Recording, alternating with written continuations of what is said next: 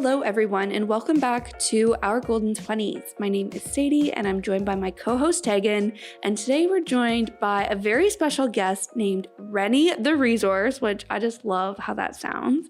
But Reni is a Toronto-based finance expert, marketing consultant, and content creator. After buying her first house at the age of 23, she decided to share her experience with others in hopes to help people become more financially literate and excel in their careers so that they can live their best lives.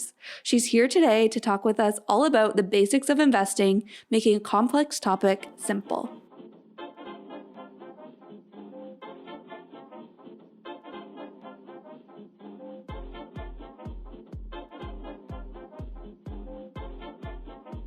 Why don't we start off with you telling us a bit about yourself and how you became a resource for financial literacy and where you are now kind of in your journey? Okay. Hi, everyone who's listening. I am Reni, and I am a full-time content creator based in Toronto, Canada. So how I make content about financial literacy, career development, and lifestyle. And the way that I became this resource, people call me Reni the Resource. The way that I became this resource is I always just like to share what I knew with other people. So I would always tell my friends about investing because my parents taught me about investing when I was young. So I would share with my friends. Anytime I'd learn new things about career development and different things like that, I would just tell my friends like, oh, did you know LinkedIn can help you get a job? You don't have to apply for jobs all the time if you have a great LinkedIn profile and different things like that. So in 2020, I actually bought my first house and all my friends were like, wait, what? How did you buy your house? Like, what are you talking about? How did this happen? I'm like, guys, I've been teaching you about investing for so long. And they were like, we want a video. We need answers. Tell us everything. So I decided to launch my YouTube channel and now I do it for a living. I share resources for a living now. So it's pretty cool. Fantastic. That's so cool. I love that so much. Yeah, your friends were like, dang, we should have been taking notes when this girl was talking. Yeah. Joke is on them.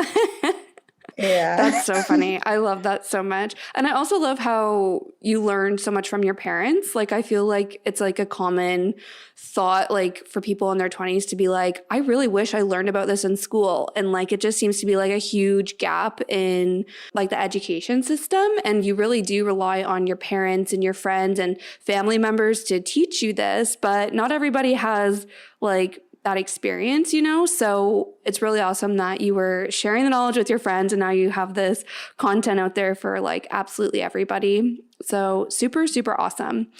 For me, I feel like growing up, I was always like, yeah, I know about saving my money, but I wasn't like really aware of like the difference between saving and investing my money. I just was like, yeah, like I'm contributing money to a savings account. I'm good. So do you want to maybe start just like at the very basics and telling us kind of the difference between saving and investing your money?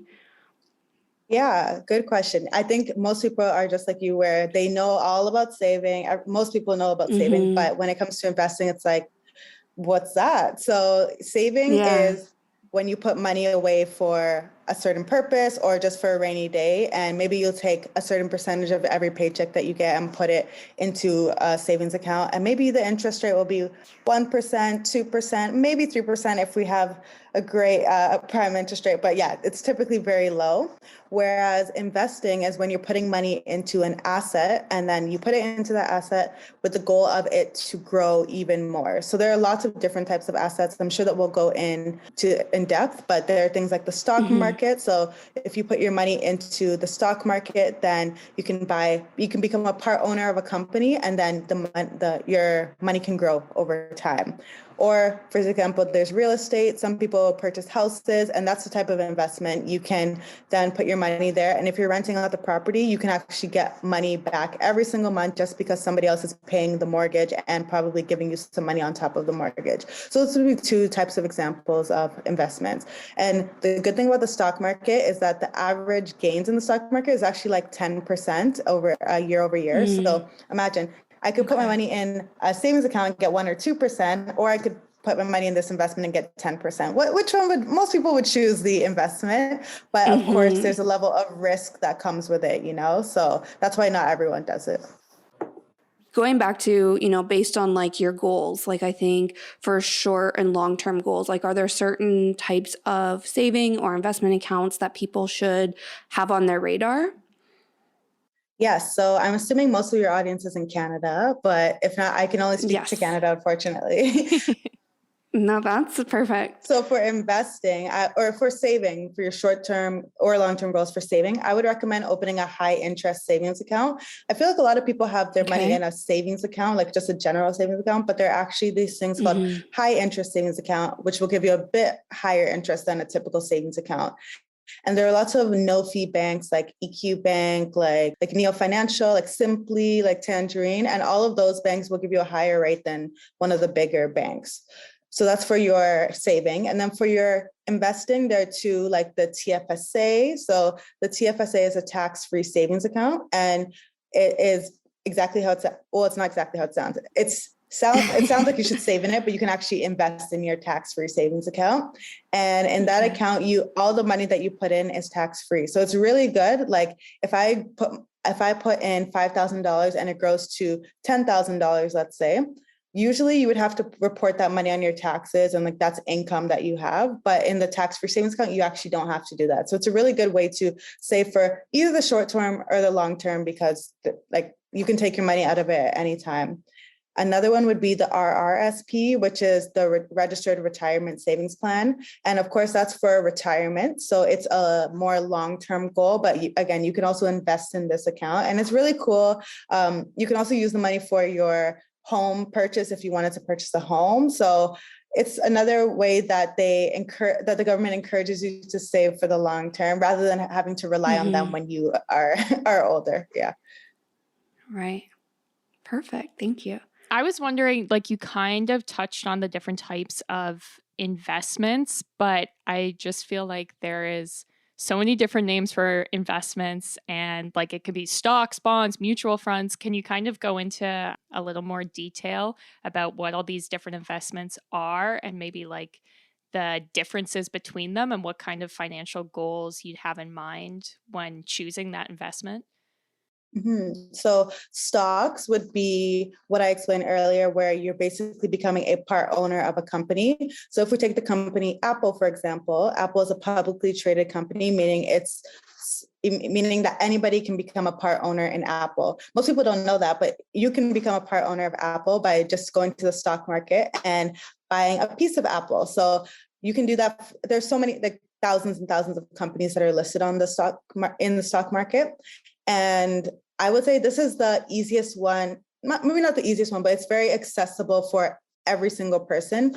With platforms like Wealthsimple, you can even start with $1. So I think that's really cool because like in the past, before Wealthsimple, you had have to buy a whole stock of Apple, which I think is around $100 or $200 right now. But now you can just buy $1 of that stock and still become a fractional owner of Apple. So that's really cool. Next one, I guess we can go into bonds. Bonds are basically, I don't invest in bonds personally because they are they're much lower risk than stocks. And with lower risk, you typically get lower rewards. Because I have such a long time horizon, like before I retire, I like to go higher risk. That's my preference. Yeah. But bonds are basically a type of debt. How would I explain this? Bonds are basically a loan from an investor to a borrower. So the government issues bonds and you're basically giving the government money. And then the government's going to say, okay, because you've loaned us this money, we are going to give you this amount of interest every year. And it's pretty much, I believe it's almost guaranteed, like it's pretty much guaranteed because you're loaning to the government, right? But the bond terms are sometimes 20 years, 30 years.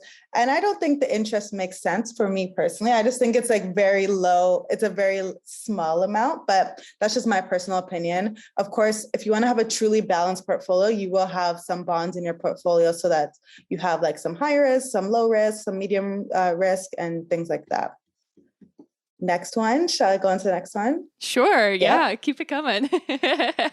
Just on the bonds piece, do you think that's like an uncommon thing? Like I don't hear too much about bonds. Like I feel like it's just like mutual funds, stocks. Like that's what I kind of hear about from like my friends and whatever. Is that a fair statement? I think it's a pretty fair statement, but the thing is that your mutual fund probably has bonds in it. So in it. Okay. yeah. So I'll explain what mutual funds are actually. Perfect. Mutual funds, when you go to like a financial advisor, and they will basically pool your money with a bunch of other investors, and then they'll say, okay, we're going to put your money into this portfolio, and the portfolio is managed by that fund manager, and they're basically going to say, okay, in this portfolio we're going to have these companies and we're going to have these bonds in your company, in the mutual fund. So because of that, you have high risk, low risk portfolios, whatever type of portfolio you want, you can basically get it. And I also am not the biggest fan of mutual funds, only because they are actively managed. So this fund manager, they're going to see, okay, today the market is down by this much. Let me switch out one of these companies and add this company instead, or let me take out and they're always tinkering with it. And there's actually studies that say that human interaction with your portfolio is actually what makes it fail most times, because you're trying to outperform the market, but it's better to just leave it and let it grow and let it grow and let it grow over the long term. And the thing with mutual funds is whether you get a high return or you lose money, the fund manager is still going to get paid, right? So that's the thing. It can become pretty expensive, and they're eating into your profits. That makes sense. So mutual funds, there's a whole bunch of things within it then. Like you said, they're pooling your money with other investors. So is stocks totally different, or could stocks show up in your mutual funds as well? Yeah, stocks could show up in your mutual funds. Yeah. Okay. Got it. Perfect. Yeah, you got it. This is already so educational. I'm like, okay, learning so much, taking notes, not making that mistake your friends made. I'm listening here. And then I guess another one I could mention would be GICs. So GICs are guaranteed investment certificates. And similar to bonds, these are very low risk. Like I would say these are probably the lowest risk investment that you can think of. And I don't even kind of consider them an investment, because I associate investments with having some sort of risk, but I feel like there's basically no risk when it comes to a GIC. You put your money in, and this is issued by a trust company or a bank. You put your money into this guaranteed investment certificate, and they say over this amount of time, we're gonna pay you this much in interest, and that's pretty much it. It's I don't know. I don't really know if you can even lose money, and I think it's guaranteed. I don't think you can lose money in a GIC. Okay, yeah. So it's like the safest. Yeah. Have either of you invested in GICs? No. I always see it as an option, but I'm always like, I don't know exactly what it is. So yeah. I think it's like, I've never invested in it, but I've heard like it's virtually risk-free. So yeah, I think a lot of people do choose to put their money there, but I like the big returns, as I said. Yeah. And then another one, and this is what I would suggest beginners start with, is actually ETFs. So ETFs are exchange traded funds. So they are basically similar to mutual funds, where it's a bunch of assets within that one fund. However, instead of your mutual fund manager doing it on a regular basis and like trying to change what's inside of it, it's passively managed. So nobody's actually monitoring it every day and changing the things that are inside of it. So I like ETFs simply because it's passively managed, and they perform pretty well over the long term. So I think those are a bunch of assets that or securities that that was a lot of them. No, that's perfect. Yeah. And I wonder if you could speak like really briefly about like other investments outside of banks, like if you decide to invest in real estate, or like I see girls on TikTok who like buy designer bags because they're like, this is my investment. Like, can you talk a little bit about those type of like purchases? I don't know much about the designer bag one. Yeah, me neither. But I on TikTok, I definitely see the girlies buying different bags and then reselling them for way more than they bought them. So I guess if that's your thing, that's a good investment. Depending on what you buy, obviously, some bags hold their value better than others. Another type of investment, as you said, would be real estate.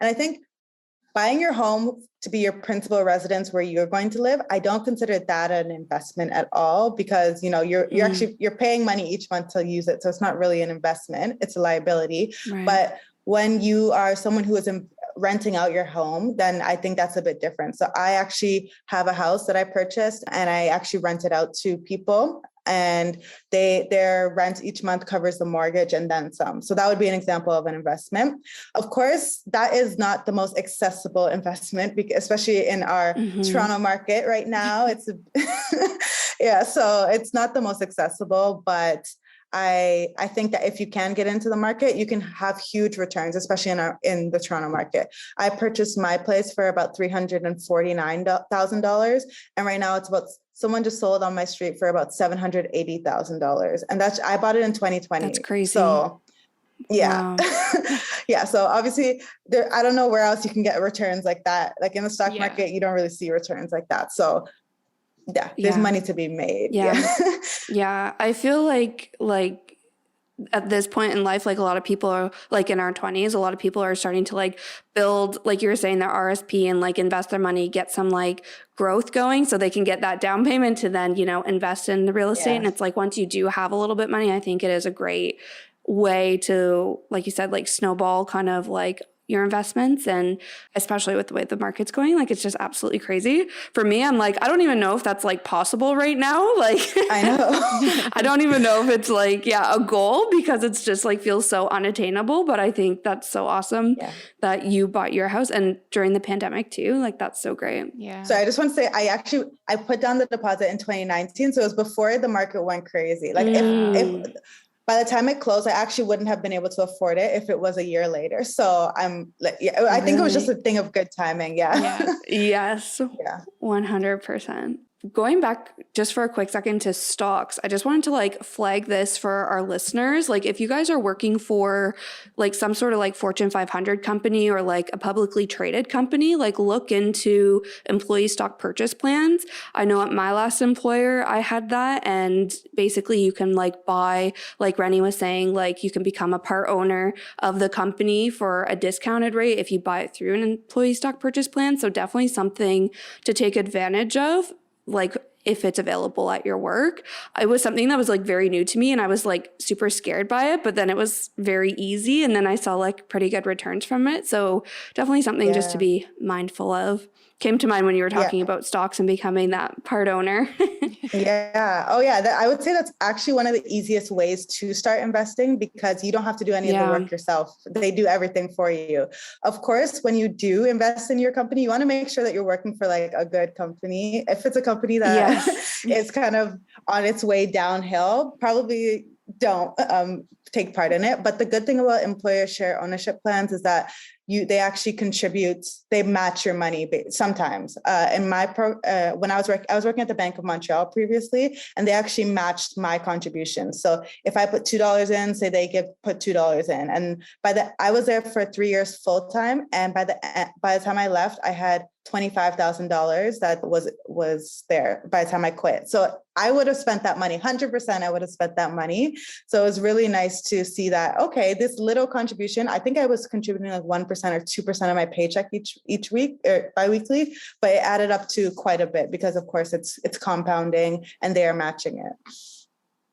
Yeah, 100%. Such good like hacks to like take advantage of. 100%. You also kind of talked a bit about financial advisors, especially like on the mutual funds piece. And I feel like this is like kind of like a top of mind question for me personally, but I feel a lot of people are kind of thinking about this, is how do we know, or when should we invest through just like our regular bank, or look at other channels like you said, Wealthsimple, and like those sorts of like websites and stuff. So kind of like that financial advisor versus that self-serve, robo-advisors, that sort of thing. How do we know what to do?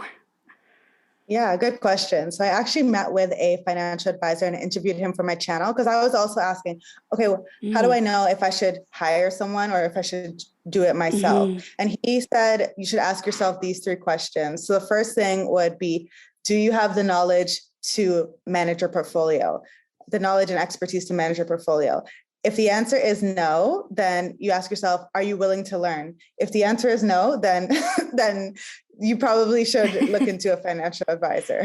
But if the answer was yes, so you are willing to learn, then you have to ask yourself, do you have the desire to manage your portfolio? If the answer is yes, I have the desire to manage my portfolio, then you ask yourself the third question: do you have the time to manage your portfolio? And if the answer is yes for all three, then you can look into DIY or self-serve options. But if the answer is no to any of those, then you should probably outsource to a professional who is willing to do it, and they went to school for it, right? So they're pretty qualified. Of course, you need to make sure you interview them and like ask them the right questions before you do give your money to them. But I would say there's a lot of benefits in using a professional, especially like we pay for convenience all the time. We eat at restaurants, like there's so many things. So I feel like this would be a good thing to pay for convenience for if you are not willing to put in the time and effort yourself to manage your money. And then if you are going to do DIY and it comes to the difference between using the bank or using the independent companies like Wealthsimple or Questrade, you have to ask yourself about your goals. And I guess you just have to weigh the pros and the cons. I swear the banks are good, but they're just expensive. That's the thing. Like if we look at TD Bank, for example, for each trade that you're going to make on TD, they're going to charge you $9.99 per trade, which can add up a lot. And like, yeah, it can add up a lot and take from your profits. Whereas if we look at Wealthsimple, they charge you $0 per trade for all their Canadian trades. So of course, that makes way more sense for you, especially if you're only trading Canadian companies. Wealthsimple makes a lot more sense. But the thing with Wealthsimple, they may not have all of the, all of the stocks available because they're a newer company. So every day they're adding more and more, but they don't have every single stock on their platform. They don't have every single ETF. So these are the things you just need to consider. And then the research on some platforms like TD would be more extensive than the research that is available on a platform like Wealthsimple. To be honest, I think Wealthsimple is a great place for beginners to start. You know, it's cheap. I don't know, $9.99 for a trade is a lot of money. So I just feel like going to either Questrade or Wealthsimple may be a good place for all beginners to start. But it's really up to personal preference and whether you're willing to pay that extra money for your commission and different things like that. Awesome. So we've heard a lot, I feel like, especially because the stock market's been kind of fluctuating recently. And so you hear a lot about diversifying your portfolio. I was wondering if you could talk about literally what that means, first and foremost, and how you then kind of make the choices on how much risk you want to take in your investments. I feel like, what a diversified portfolio is. It's basically a portfolio that is in line with your risk profile. So I guess it depends. Are you someone who is high risk, low risk, whatever? And then it means owning stocks from a bunch of different countries, sectors, risk profiles, industries. Like basically, it means that my whole portfolio isn't going to be full of technology companies that are American companies, because if the American tech space crashes, then my whole portfolio crashes. Whereas if I have tech companies from America, energy companies in Canada and the States, I have real estate, if I have a bunch of different companies from a bunch of different sectors, it's less likely to crash. It's not going to, all three are not going to crash at the same time. If they do, then we have a global issue, Yeah.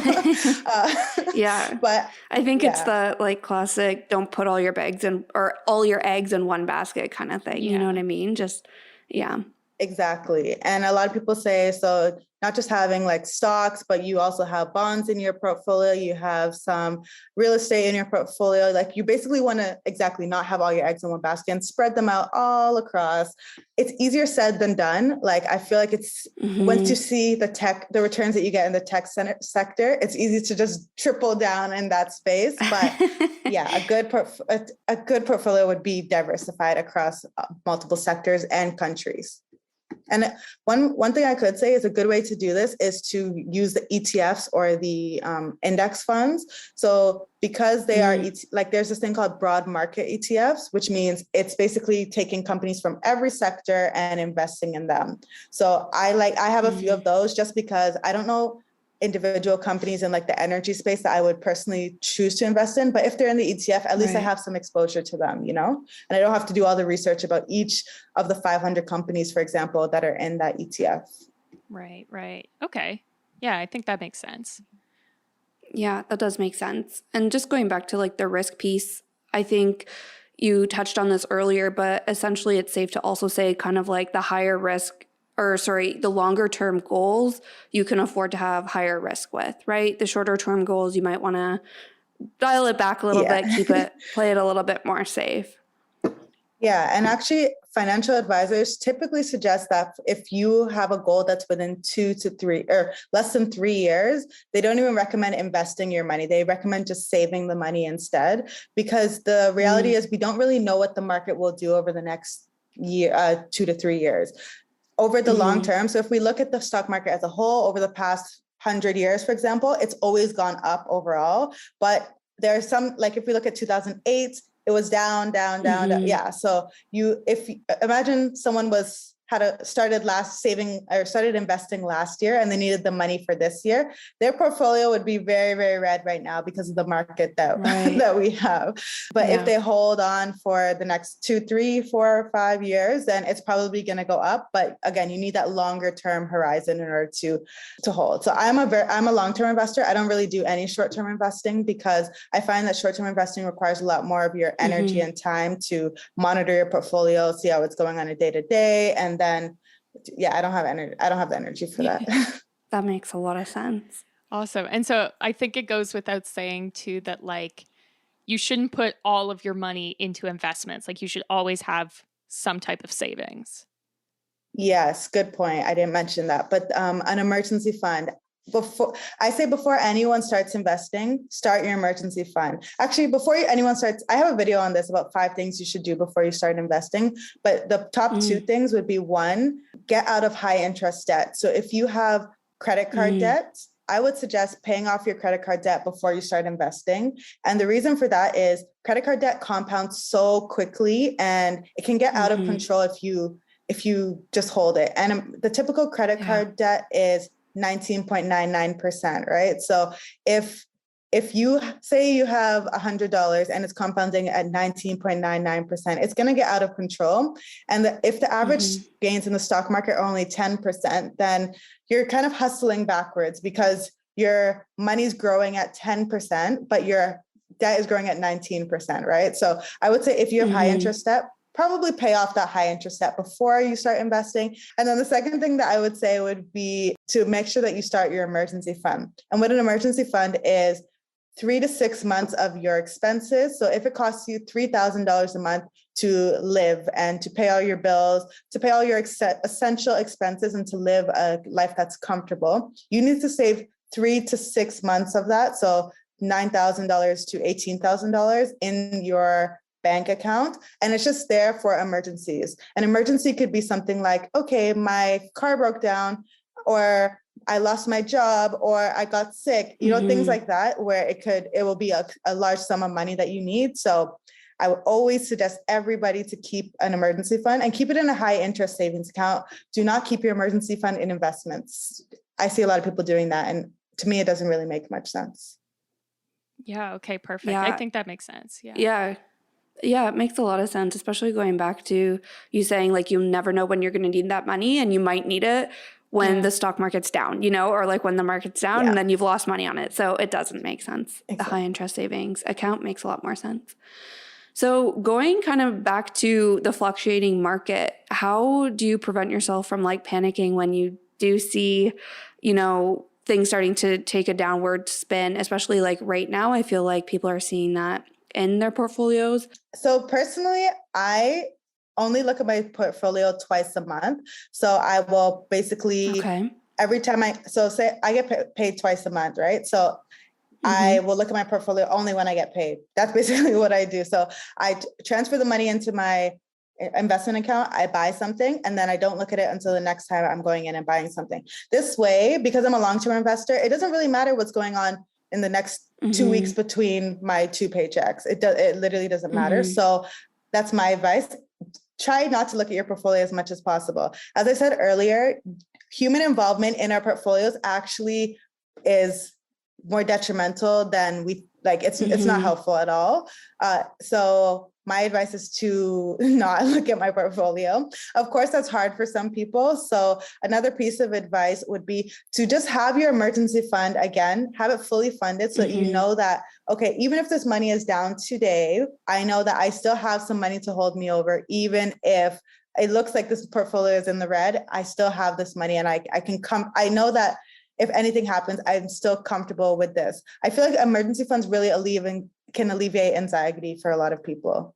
So yeah, I think that would be my advice. But my personal, what I do is I just don't look at my portfolio most of the time. I let it grow and let it grow and let it grow. And that's how I purchased my house, actually. Like I would buy Shopify. When I was working at Payless, the shoe store, I was making like $9 an hour, but every 2 weeks I would buy a little bit of Shopify stocks. I'd buy a little bit of Shopify stocks. And then I wouldn't look at my portfolio. I just let it grow. And then by the time I was 23, my portfolio had reached like $60,000. And I was not looking at my portfolio. And then I was able to put down a deposit on my house. So I find that taking out the human involvement is the best thing, in my opinion. Yeah. Yeah. That makes a lot of sense. I had a super random question that I'm just asking because I'm solely curious, but like, what is your thought on things like Bitcoin and NFTs and those kinds of investments that I feel like are suddenly so hip and seem like quick, easy money, but then they also seem like too good to be true? Okay. I feel like cryptocurrency has good utility. Like there are good things about some cryptocurrencies. So for those who don't know, cryptocurrencies are basically a digital medium of exchange. So similar to how we have the dollar or any other currency, they're tied to a government typically. So the Canadian dollar is tied to the Bank of Canada, but Bitcoin, for example, or any cryptocurrency is not tied to any specific government. So that is why people love it, because it's decentralized and it's only controlled by the blockchain. This may be confusing. I'm sorry, but it's basically like a way. It's a digital currency. That's all we need to know about it. Yeah. Yeah. That's perfect. And I find that there are some coins that have shown their use cases, like things like Bitcoin, things like Ethereum, Solana, like some of the bigger coins. But then there are also like some meme coins like Dogecoin, and like these things that you just see like people saying, go to the moon, like those sorts of things. So I feel like if you are going to invest in cryptocurrency, you should invest in the ones that have like clear use cases for them. But also I just don't suggest investing in things that you don't understand. So if anyone is trying to invest in crypto just because they've heard other people talking about it, maybe like do a lot of research before you invest in it, because you want to make sure that you understand it. So you can't blame yourself, or you can't be mad at anyone else if you lose the money. You need to understand whatever you're investing in. So that would be my suggestion. But I think there's a good use case for some cryptocurrencies, not all of them. And also when it comes to NFTs, personally, I don't understand them at all. So I just stay away from them. That's my, but I see people making a lot of money, but I just don't understand it. Yeah, it's crazy. It's just like, I feel like every time I go on YouTube or TikTok, it's like a new way to invest. But yeah, probably don't throw your money at things you don't understand. That's a good tip. Yeah. Now, I wondered if you had any advice for discipline when it comes to saving and your investments. Like, it's so easy to shop and spend your money. And especially, I feel like when you go from, say, not making a lot of money or not making any money because you're in school, and then suddenly you're getting a paycheck, it's so easy to be like, okay, time to adjust my lifestyle and spend this. So how do you still try and put in the effort to save and invest? So I am exactly what you said. Once I started making money, I was like, ooh, I have so much money. Let me go spend it.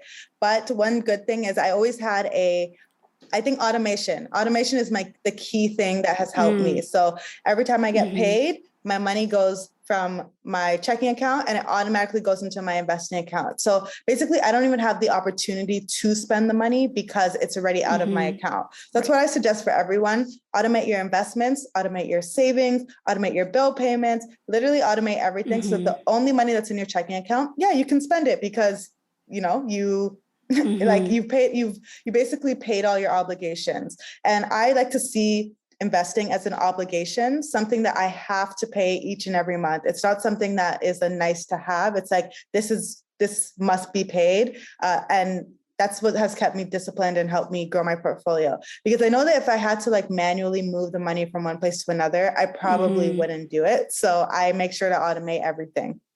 Right. Yeah. I love that. I'm exactly the same. And I find if I don't have it automated and I just see my savings getting higher and higher, then it's like, ooh, I should be spending this money. Yeah. Like, look at me go. Instead, when it's like locked away in some other account, it's like I'm not even thinking about it. Exactly. Yeah. And we talk so much about like creating non-negotiables to like hold yourself accountable, if it's to working out, if it's to like your morning routine, like whatever it is. And it's like, really, this is just another non-negotiable, or like that's how you could view it to definitely stay accountable. So I think that is so good. And also, like you said, like breaking down like any barrier that's going to stand in your way of actually doing it. So if it's like that, you know, logging into your bank account, manually moving the money, like that's just like, yeah, might eventually become a barrier to you not doing it 1 month. So just like nip that in the bud and make it automated. I love that. Yeah. I just had one last question. I think we're like at the end, but I just wondered if you had like one tip or anything that's like, what's the one piece of advice for someone in their 20s in regards to their finances? I think my one tip would be to start diversifying your streams of income. I think a lot of times we focus on having one stream of income and like growing our career, for example, and that's earned income. So we trade our time for money, and then we work 40 hours a week and they pay us for our time. But again, as I mentioned earlier, if you were to lose your job, if you were to get in an accident and no longer be able to work, then you would have zero streams of income. So I always recommend that people start trying to diversify their streams of income to at least have two, so that you know that like all your eggs are not in one basket. You can have earned income, but you can also have your dividend income from your investing portfolio. You can have capital gains that come from your investing portfolio. You can have real estate if you're able to get into the market. So there are 7 different streams of income that you can have. And I always suggest people to at least have at least have 2 or 3, just so that all your eggs are not in one basket. So yeah, that would be my suggestion for 20-somethings. Perfect. I love it. Thank you. No problem. That's so great. Awesome. Well, we will have all your social media linked in the show notes, but do you want to maybe just tell our listeners where they can find you to check out all this content that you've been talking about on the podcast so far? Yes, you can find me on YouTube, on Instagram, on TikTok, and Twitter at XO Reni. I think all my handles are pretty similar, except they're spelled different on some platforms because I couldn't get my number on my handle. But yeah, XO Reni, that's XORENI on most of these platforms. Amazing. And I have a website. So if you prefer to read content rather than watch videos, I actually have a website. It's renitheresource.com. And yeah, I have lots of blog posts there where you can read the content instead of listening to it. Awesome.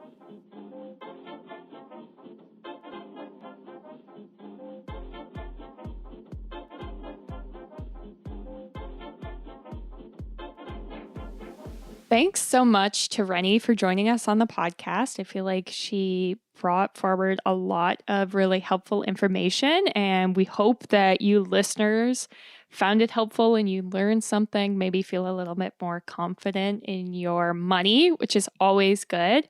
As we said, we are putting all of Reni's social accounts and her website in the description. So if you'd like to find out some more, feel free to visit her at any of those locations. We are also going to put our own social media handles there. We are on TikTok, Instagram, Facebook, Spotify, and Patreon.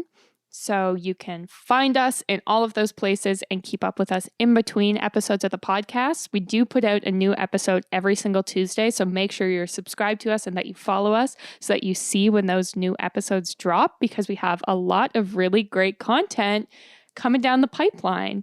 So thank you so much for listening, and see you next Tuesday.